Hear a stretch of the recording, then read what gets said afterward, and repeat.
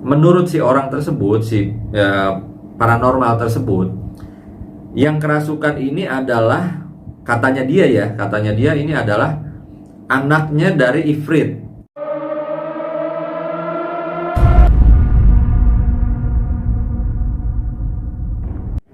Halo, assalamualaikum warahmatullahi wabarakatuh. Ketemu lagi dengan gue Rinal. Mudah-mudahan kita semua dalam keadaan sehat walafiat. Amin ya robbal alamin. Kita doakan mudah-mudahan yang lagi sakit segera diberikan kesembuhan oleh Tuhan yang Maha Kuasa. Nah, kali ini gue akan bercerita. Ini tuh tentang sebenarnya pengalaman gue pribadi ya. Jadi gue mulai terbuka lagi ingatan gue. Nah, ini kisahnya waktu gue kelas 2 SMP. Jadi biasa kan kalau anak-anak sekolah itu dulu kalau liburan panjang dia biasa, lo mau main gak ke kampung gue gitu kan? Boleh. Nah, saya itu jiwanya tuh jiwa apa ya namanya ya, bukan broken home, tapi senang bertualang ke desa-desa atau ke kampung-kampung orang dari saya SD gitu ya, dari saya SD. Nah, ceritanya waktu itu libur panjang. Waktu di zaman saya itu libur itu sekitar hampir ya 3 mingguan lah ya. 3 mingguan itu libur apa sih, semesteran gitu ya. Maksudnya tuh naikan kelas, itu sekitar ya segitu ya, lama gitu. Nah, teman saya ini ngajakin, ya udah lo ke rumah gua aja dah pokoknya gitu kan. Di tempat gua tuh masih bener-bener kampung, terus kita bisa main di sawah, di kebun, di mana saja gitu kan ya, soalnya anak-anak segini nih lagi jiwanya jiwa petualang gitu ya, jiwa petualang. Nah, ketika gue mulai izin sama orang tua gue, awalnya nggak dikasih, tapi ya dia bilang ya udah hati-hati gitu kan, sama siapa perginya, terus naik apa, ya udah sama teman saya gitu kan, sama teman sekolah, teman satu kelas namanya si ini gitu, dianterin juga sama keluarganya dia gitu ya, semua keluarganya dia ikut naik mobil pribadinya dia gitu. Jadi gue nebeng di situ. Nah, sampai di sana gue lihat itu pemandangannya asik sekali, terus bener-bener, tapi dia agak sedikit di kaki gunung ya. Jadi agak sedikit di kaki gunung. Jadi gue seneng banget karena di situ tuh banyak yang bisa gue lakuin ya, banyak hal yang bisa gue lakuin. Baru pertama kali datang gue sampai, gue naruh tas ya, istirahat dulu sebentar. Tapi memang jiwanya anak-anak umuran segitu, kalau baru nyampe di desa jalan-jalan itu nggak ada ngantuk-ngantuknya gitu. Jadi let's go, cabut kemana gitu. Oke, ada balong nggak di sini yang bisa kita mandiin? Ada. Jadi gue jalan sama dia tuh ke mata air ya, sumber mata air gitu. Nah, sumber mata air, dan gue di situ berenang.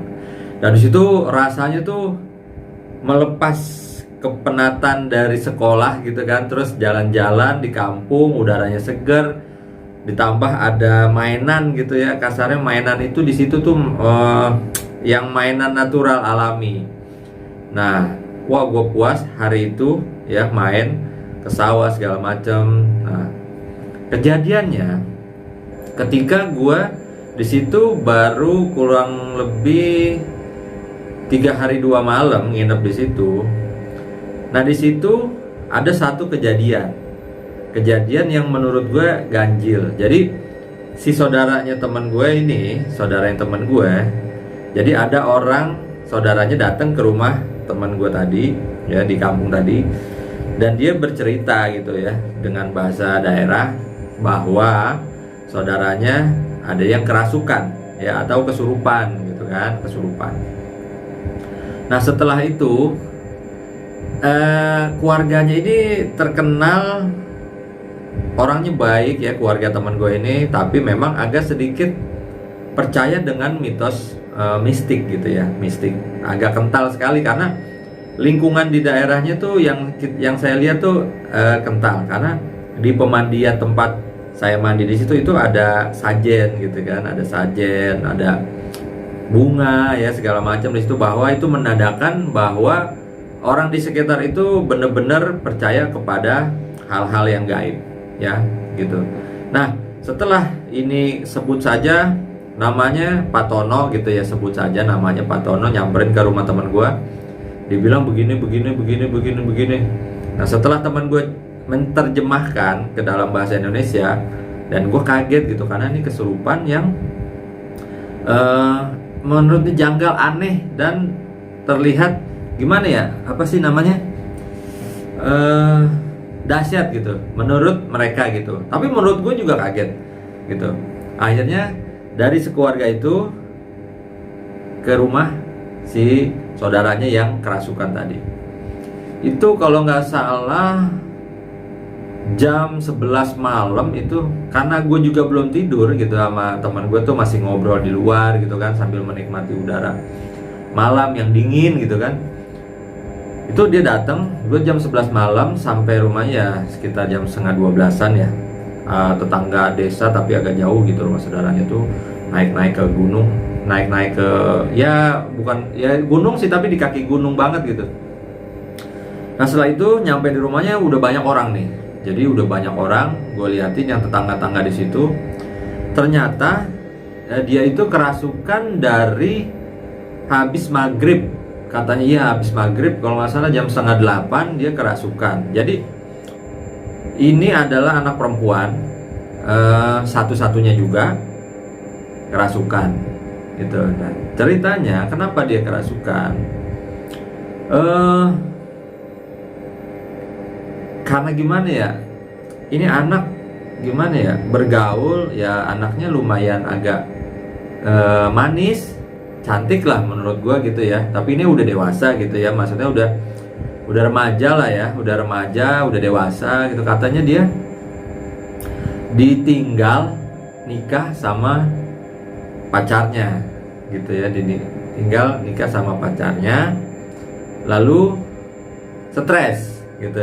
Nah, orang rumahnya ini sudah mengetahui itu, akhirnya dibujuk-bujuk, akhirnya stres, meluapkan emosinya semua, karena dia sudah sangat cinta sekali ya menurut cerita dari si keluarga. Nah, setelah saya nyampe situ, tuh orang-orang udah banyak dan sudah ada apa sih namanya, paranormal kali ya. Tapi yang saya lihat kan ada orang yang berjubah gitu kan, kayak ustadz gitu ya, pakai peci. Setelah jam 11 setengah 12 itu saya nyampe di situ, ada orang yang pakai peci, pakai sorban, lagi ngobatin si anak tersebut, dan gue masih di luar karena banyak banget tetangga yang datang ke situ gitu kan. Jadi gue di luar sambil ngeliat ke dalam gitu, maksudnya tuh gue di luar tuh di ruang tamu. Dia tuh ada di apa, di ruang yang tengah gitu ya, ada di ruang tengah yang besar gitu. Di situ dia duduk di bawah gitu kan, dan gue di ruang tamu depan sambil gue ngintip gitu kan, sambil gue ngintip oh gitu. Oh, jadi si paranormal tadi itu kalau nggak salah hampir 1 jam ya, hampir 1 jam ngobatin. Yang gue lihat metodenya seperti biasa orang-orang yang ngobatin kesurupan, dia dibacakan ayat-ayat suci. Dan anehnya maksudnya tuh nggak mempan gitu, maksudnya tuh cuman teriak doang gitu. Tapi dia anehnya nih nggak teriak panas gitu, enggak gitu, tapi teriak doang, teriak ngamuk. Terus gue lihat lagi di metodenya biasa disembur gitu, pakai sambil dia baca apa gitu kan, si ustadz yang tadi itu disembur gitu. Setelah 1 jam tidak ada perubahan, akhirnya si orang tersebut yang ngobatin merasa tidak sanggup gitu. Setelah kenapa nggak sanggup? Karena menurut si orang tersebut, si paranormal tersebut, yang kerasukan ini adalah, katanya dia ini adalah anaknya dari Ifrit. Waduh, ini gue nggak habis pikir gitu, maksudnya karena dia ini saking stresnya, akhirnya yang masuk itu sesuatu yang menurut dia tuh jahat banget gitu ya, jahat banget. Nah setelah itu dia ngobrol sama keluarganya, ini harus ditanganin oleh orang yang benar-benar bisa nyelamatin nyawanya gitu. Kalau nggak ketolong katanya. Nah si orang tersebut pulang, akhirnya semua dari tetangga-tetangga ini mengabarkan, mungkin ada yang telepon gitu kan ya, apa ada yang kesana kemari untuk mencari paranormal yang bisa, atau kalau dibilang orang situ mah yang sakti gitu. Nah setelah jam berapa, setengah 12 sampai jam setengah 1 dia ngobatin gak selesai. Jam setengah 2 itu ada yang datang lagi, dan ini pakai baju hitam ya, yang tadi kan pakai sorban. Nah ini dia pakai baju hitam dan semuanya hitam ya, jadi pakainya pakai ikat ala apa adat ya, ala adat. Badannya bajunya hitam, celana hitam semua, pakai tasbih yang apa, tasbih gitu, kalung tasbih gitu ya, yang kayu, kalung tasbih, tangannya juga banyak gelang. Dan ini orang udah sepuh gitu ya, udah sepuh. Nah kemudian setelah dia masuk dia melihat itu.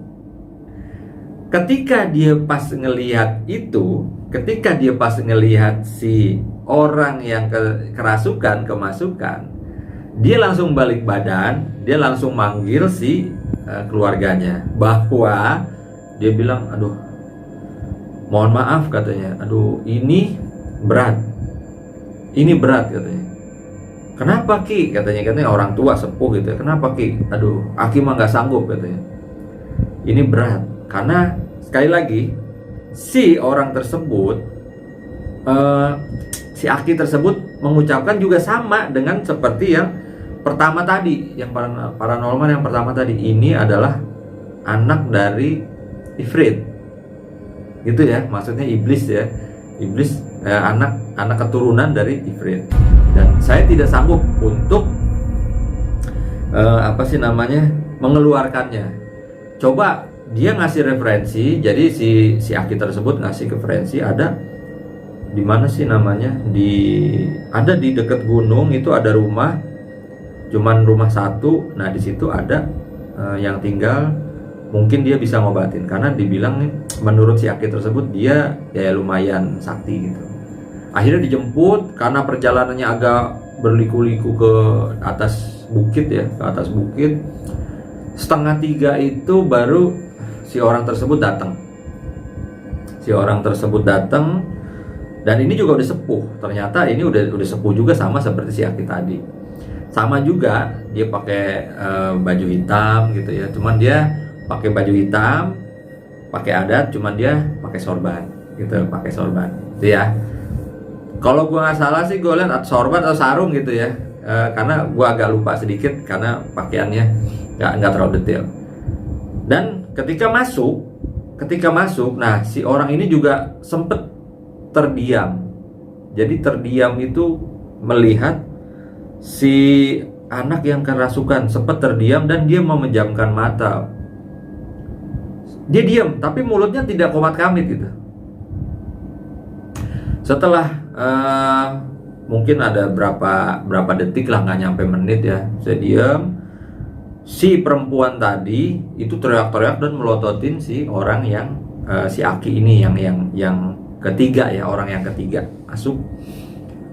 Dia itu melototin sambil teriak-teriak gitu katanya, kamu kalau bahasa Indonesianya, kamu nggak mampu gitu ya, ilmu kamu belum mampu untuk mengalahkan saya gitu, ilmu kamu belum mampu untuk mengalahkan saya. Yang saya dengar dari teman saya begitu. Jadi karena saya juga nggak ngerti bahasanya dia gitu ya, maksudnya tuh diterjemahkan lagi begitu, mendingan kamu pulang sebelum kamu mati.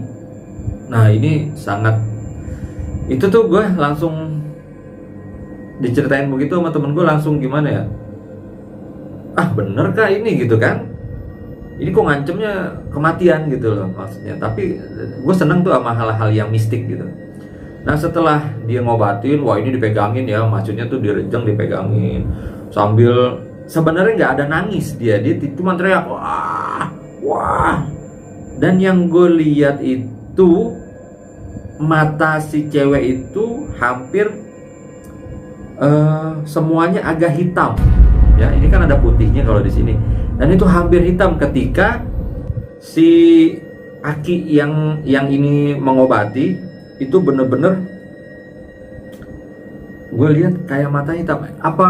Apa itu pandangan gue aja, tapi itu jelas banget sih matanya tuh hitamnya tuh agak gede gitu. Dia melotot ke si yang ngobatin, dia bilang suruh pergi, mati kau, dia bilang gitu, mati kau gitu. Nah setelah itu si orang tersebut nggak tahu dia baca apa, dia minta beras, ya minta beras segala macam, dia beras apa telur gitu kan dijadiin satu. Yang gue lihat, karena gue ngeliat itu dari jauh ya, gue nggak berani karena di situ khusus orang tua, karena ini anak-anak kecil gitu. Nah di situ yang gue lihat beras itu dilemparin ya, beras itu dilemparin ke si yang kerasukan. Nah disitulah ngamuk dan tenaganya luar biasa besar. Nah entah kenapa si Aki itu udah mengeluarkan gue rasa sih mengeluarkan ilmunya ya sepenuhnya gitu, karena nggak mempan.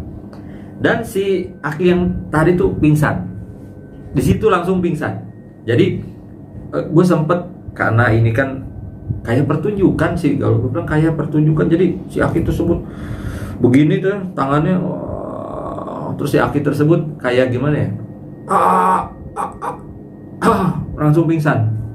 Nah di situ kaget. Nah setelah pingsan, si yang kesurupan tuh langsung diem. Dan yang gue lihat rambutnya kan panjang nih si perempuan, dia begini aja nih, dia diem aja begitu. Setelah dia pingsan gitu, akhirnya dibawa ke ruang tamu sebelah, ya diobatin lah itu sama apa sih namanya, para orang tua di situ. Yang gue lihat termasuk ini yang kerasukan termasuk hebat gitu. Nah ceritanya yang gue alamin ini aneh, nggak tahu kenapa setelah dia lagi rame-rame begitu. Nah ini kan yang si apa dipegangin lagi sama keluarganya ya, maksudnya tuh dirangkul gitu supaya dia jangan ngamuk. Yang rangkul ini ibunya gitu ya, ibunya. Jadi dia nggak terlalu ngamuk gitu ya, sama ibunya. Terus sudah nak, tolong keluar, dibilang tolong keluar gitu. Di situ nggak tahu kenapa, jadi gue ngintip kan begini gitu kan, maksudnya tuh gue di sini kan pintu nih. Nah di situ tuh ruang tamu yang besar. Jadi gue ngintip gini, gue memberanikan diri untuk maju ke depan gitu, pengen ngeliat udah diem aja gitu. Entah kenapa pas gue maju, padahal nih itu gue di luar akal sehat gue. Ketika gue maju, dia tuh dalam keadaan merem begini. Ketika gue maju, dia langsung begini, langsung nengok ke gue dan langsung muntah. Ngeliat ke gue begini, dan gue lagi tuh sempet kaget juga gitu. Wah apa ya, gue diudak terus gue dicekek gitu kan. Maksud takutnya gue begitu, karena ya namanya masih anak-anak gitu ya masih SMP, gue nggak ngerti gitu. Setelah ngeliat gue, dia tuh melotot tapi muntah. Yang gue lihat itu muntahnya hijau, bener-bener hijau. Itu muntah kayak maaf ya, kayak kotoran kebo. Itu muntah kayak kotoran kebo. Jadi gue lihat banget itu hijau, dan si orang yang ngebersihinnya itu langsung nutup hidung semua.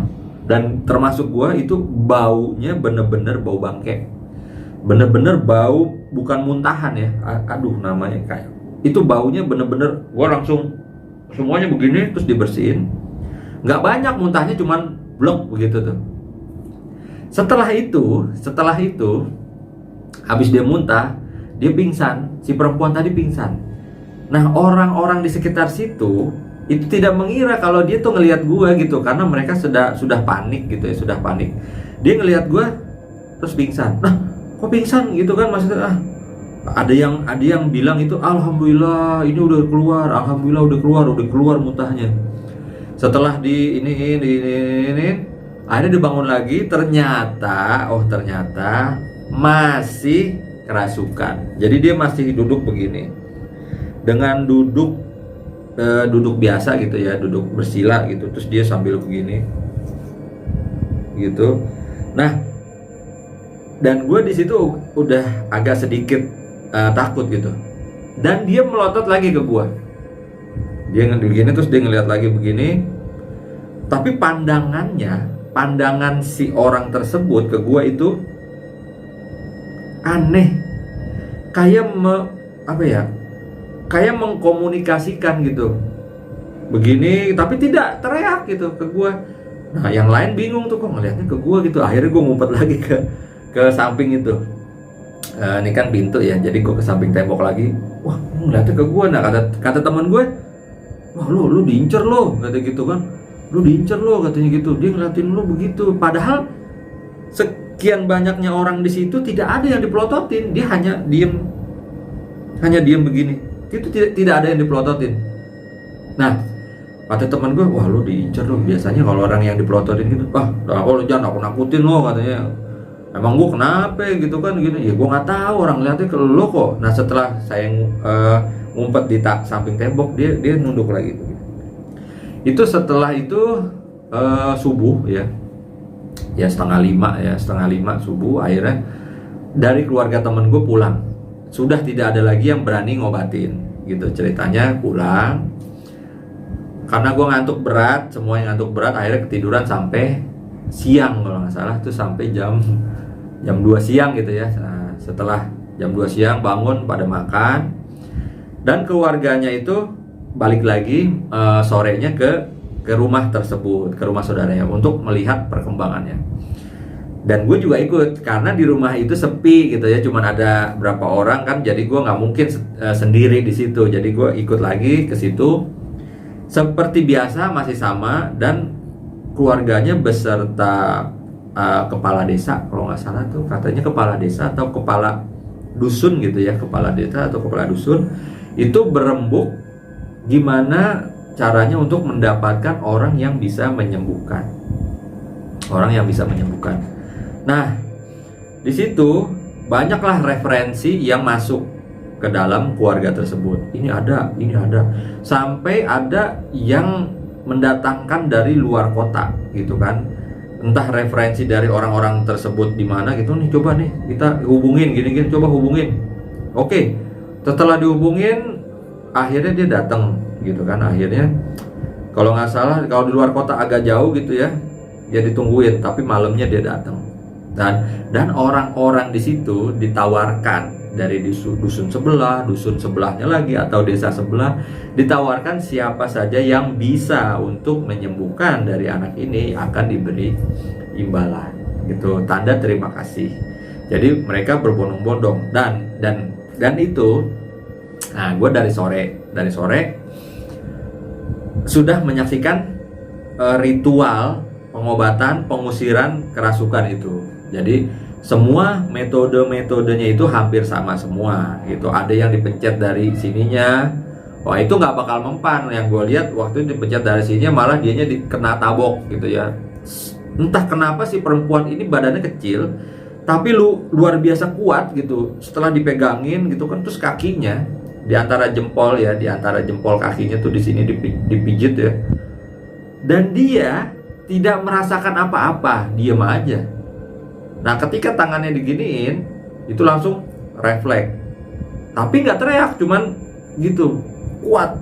Jadi tangan itu diginiin, ya dipegangin sama beberapa orang, dipencet, dan herannya tuh kelepas. Itu gue nggak habis pikir, anak perempuan badannya kurus, kecil, tenaganya luar biasa, dan dia belum tidur. Dan gue dapat cerita dari keluarganya, dia belum tidur dari semenjak kesurupan. Yang gue lihat matanya merah, udah begini, dan masih kuat tenaganya. Dan ini luar biasa menurut gue. Nah, setelah sore sampai maghrib mulai ritual untuk pengusiran. Dan gue lihat lagi orang keluar lagi, maksudnya orang keluar masuk ini orang keluar masuk yang bergantian untuk mengobati, tidak ada yang sanggup gitu ya. Sampai orang luar kota juga baru nyampe. Setelah dia masuk untuk melihat itu, dan si perempuan tadi juga langsung nengok begini, dan dia bilang, kamu mati, kamu belum sanggup untuk, katanya sih gitu, belum sanggup untuk bertarung denganku gitu, kamu tidak akan sanggup. Orang yang di luar kota ini langsung pulang, dan itu gue bingung gitu, maksudnya nggak langsung pulang sih, cuma dia istirahat dulu. Dan si orang yang ngobatin dari luar kota dibilang sama. Nah, jadi ada beberapa orang tadi yang bilang sama, ini berat.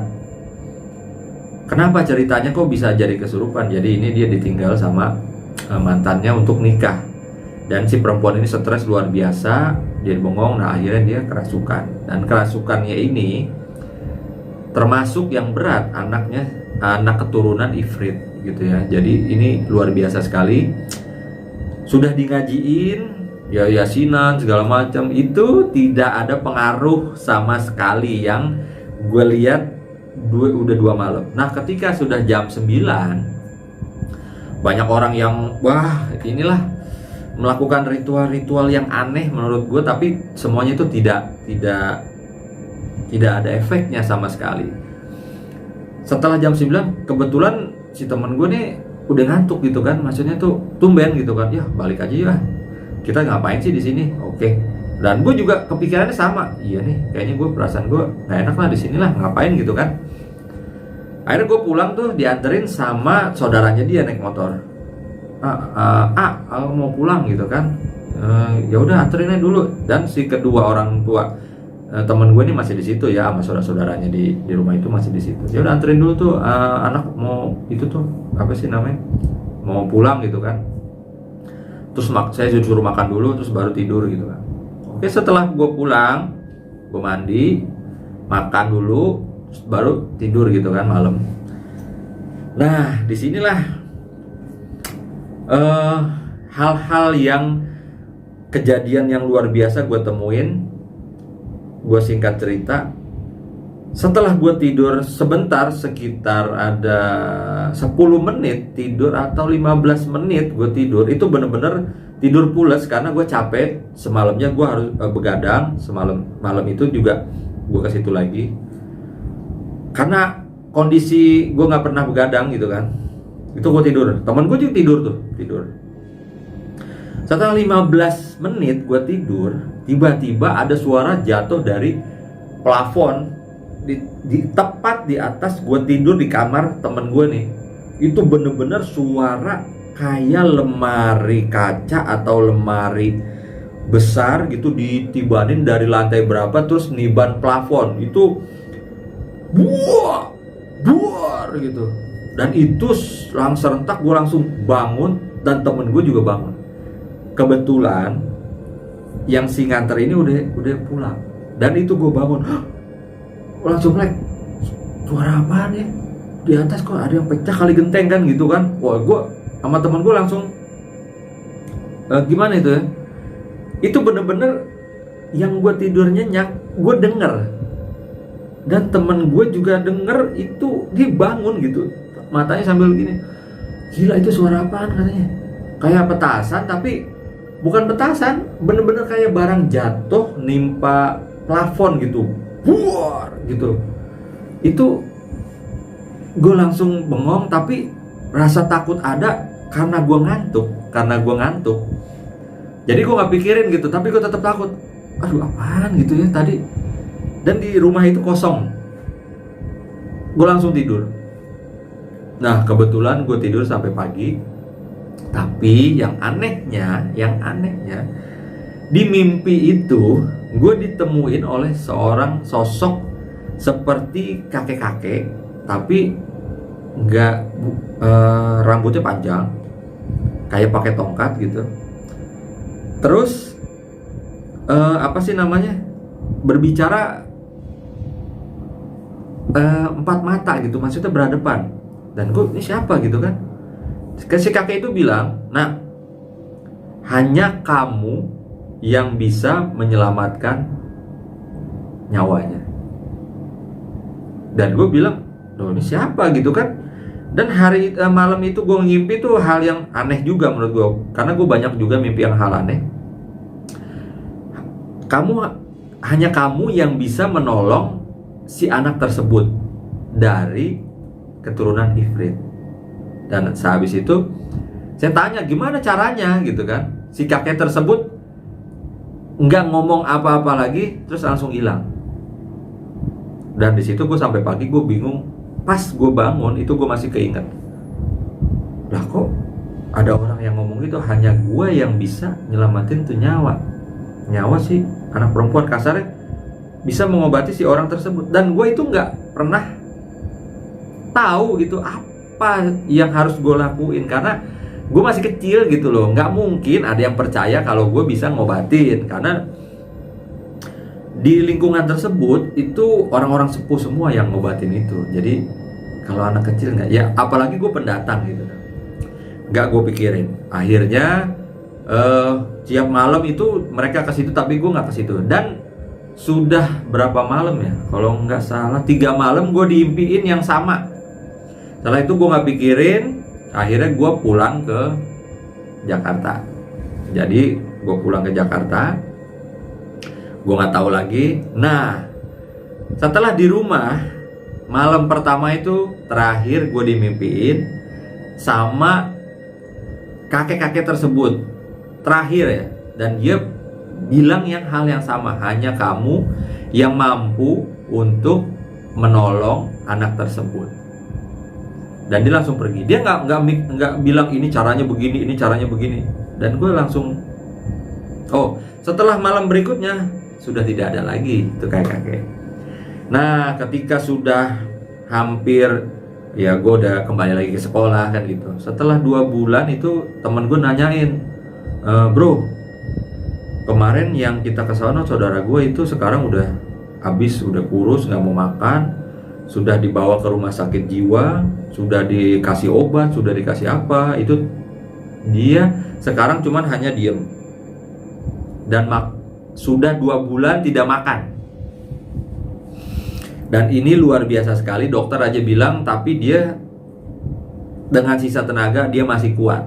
Dia masih kuat, tapi dia sudah tidak ngomong, cuman diem. Ininya tuh udah kurus, ininya tuh sudah pecah ya. Jadi tidak makan sama sekali selama 2 bulan menurut dari keluarganya si teman gue nih. Oh yang bener lo, nggak mungkin 2 bulan nggak makan mati bro. Nah itu dia makanya. Si dokter aja sampai galang-galang. Akhirnya setelah tidak sanggup, dokter dia dipulangin lagi. Nah setelah mungkin hampir 5 bulan atau 6 bulan ya, kalau nggak salah itu, temen gue bilang bahwa si orang tersebut meninggal dunia gitu. Gue kaget gitu. Wah ini udah memang sudah tidak kuat lagi. Setelah kalau nggak salah 6 bulan tuh dia, teman gue ngomong lagi, bro yang kemarin itu meninggal bro, udah habis badannya, udah kering kerontang gitu kan, udah nggak mau mandi, udah segala macam, ininya udah rambutnya udah kumel segala macam ya, seperti orang ya, ODGJ lah gitu ya, tapi matanya masih tetap merah gitu ya. Ya itu mungkin akibat dari stres. Nah setelah setelah gue dengar itu, malamnya gue diimpiin lagi, terakhir lagi dengan orang yang sama, si kakek-kakek tersebut. Kakek itu bilang, kau telat gitu.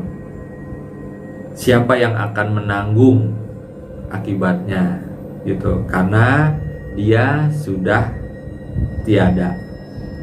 Sebenarnya kata itu kakek, sebenarnya hanya kau yang mampu untuk mengusir atau menyelamatkan nyawa si anak tersebut. Nah ini ceritanya sebenarnya panjang ya.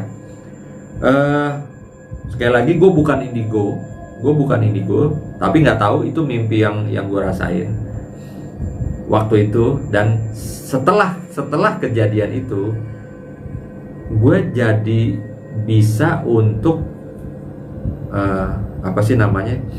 bukan ngobatin orang kesurupan, tapi bukan bisa juga ngelihat gitu, tapi ngelihat tapi gimana gitu ya, gue sendiri nggak ngerti ya sampai hari ini.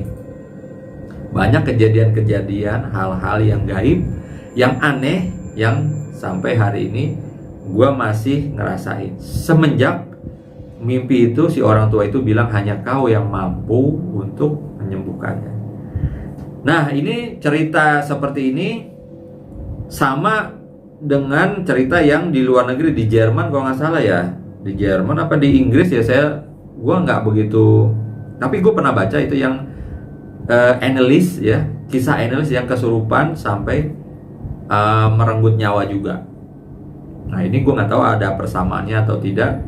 6 bulan, kalau analis itu sama berapa, 6 bulanan juga sampai berakhir dengan kematian. Dan analis itu tidak terobati juga, dan parah juga analis ya. Nah, karena si perempuan ini tidak seperti analis, dia menyangkar-nyangkar, terus dia makan apa sih namanya, yang mentah, terus makan kecoa. Kalau dia enggak, dia cuma begini aja gitu, cuman dia sampai merenggut nyawanya sampai mati gitu, sampai meninggal dunia. Dan gue nggak tahu ada persamaannya apa enggak. Nah, itu loh cerita yang bisa gue sampaikan, dan itu menjadi pengalaman gue yang pertama kali untuk melihat hal-hal itu. Dan gue nggak tahu, wallahu alam, sampai sekarang gue tidak mengaku-ngaku menjadi indigo, tapi hal-hal gaib itu sering gue alami, walaupun hanya sekilas-sekilas. Ya, untuk itu ini memang misterius, tidak bisa dipecahkan. Masih tanda tanya, apakah benar yang merasukinya itu adalah si anak keturunan Ifrit tadi gitu ya. Motifnya apa? Hanya dia karena stres, benar-benar mungkin depresi berat, sehingga ada yang bisa memasuki si anak tersebut, mencari kesempatan untuk mengambil mungkin nyawanya atau raganya untuk dibawa sama si makhluk tersebut, karena dia sudah benar-benar mungkin saja sudah hilang untuk memikirkan Tuhan, karena dia sudah stres ditinggal.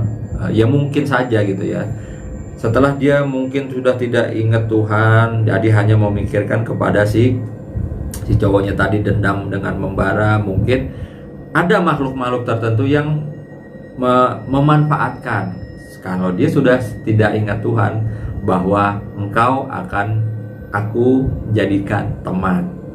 Ya, kita nggak tahu, wallahu alam. Itu ceritanya dari saya, kurang lebihnya mohon maaf.